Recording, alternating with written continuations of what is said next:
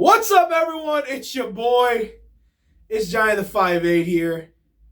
And today, I'm going to be talking about the Cleveland Cavaliers. As you can see, I just want to talk about this playoff run and how disappointing it really was, man, to see the Cavs go out in the fashion they did.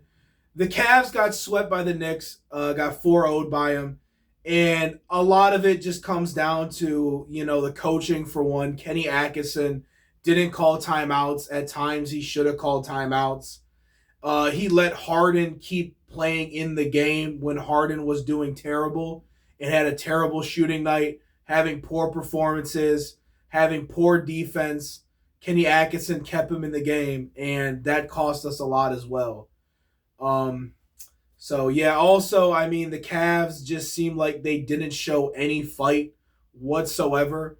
Like, they essentially looked like they just gave up and gave it to the Knicks. Like, there wasn't a lot of fight. There wasn't a lot of effort. There wasn't a lot of trying going on there in that series. I don't know what happened. It just seems like after the Cavs lost game one, they, blew a 20-point lead.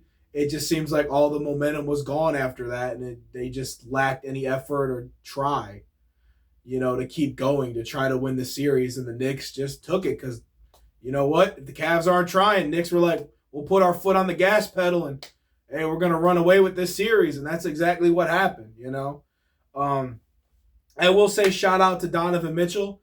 He actually tried. I saw moments with, like, the mic'd up thing where he was, like, actually showing some leadership, actually showing some, like, motivation to win a championship, some motivation to, like, win the series.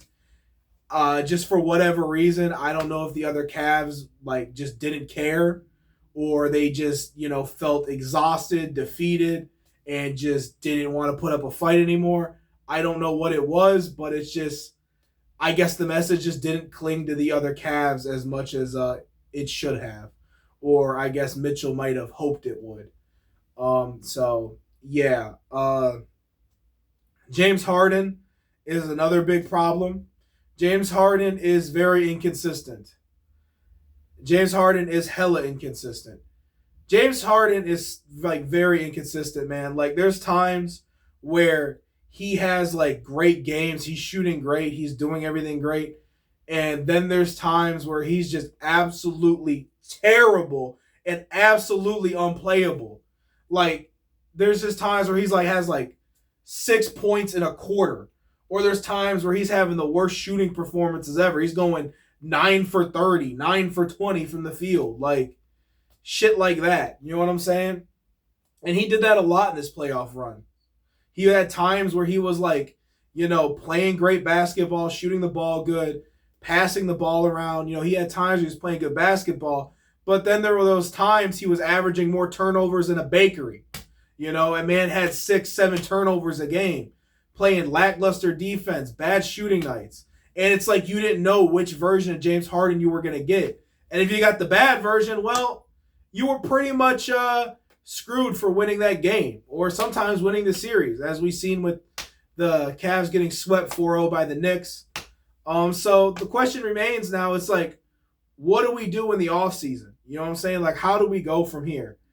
Mobley, I'm gonna say this: you need to get a better 3-pointer. Like, bro needs to, like, get in the gym, throw some more shots up. He needs to get that 3-pointer more consistent because he missed a lot of the threes he was taking this playoff run, especially in, like, the Knicks series. He was missing a lot of the threes he was taking.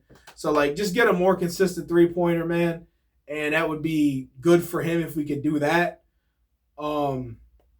Also, I will say Kenny Atkinson needs to be fired, man. That coaching was absolutely terrible, man. Like I said, just real lack of motivation as a coach, real lack of accountability towards the players as a coach. He didn't bench James Harden when he was playing bad or playing poor defense or getting 6 turnovers. Like, Kenny needs to go. As for James Harden, you could bring him back for another season, but he's really got to improve his consistency and he's really got to get better on that end of the floor, and he's really got to commit towards winning a championship next season if you want to keep him. If you don't trust him anymore and you don't think, hey, this isn't going to work, James, well, you could ship him out and then maybe try to get some pieces around Donovan Mitchell for him, or try to figure out something to get Mitchell another co-star. I don't know. I'm not a GM, but you'll have to figure out something there. So yeah, there's that. I'm just happy, at least we made it to the Eastern Conference Finals. I mean, sad that we got defeated in such a humiliating way, but, I guess we can just take it as a learning experience, Another, like, we need to work on some things, like, we need to work on not turning over the ball as much, not playing very sloppy when we're under pressure, because that's something I've noticed with the Cavs in the playoffs, is sometimes they play really sloppy under pressure and they start turning over the ball a bunch,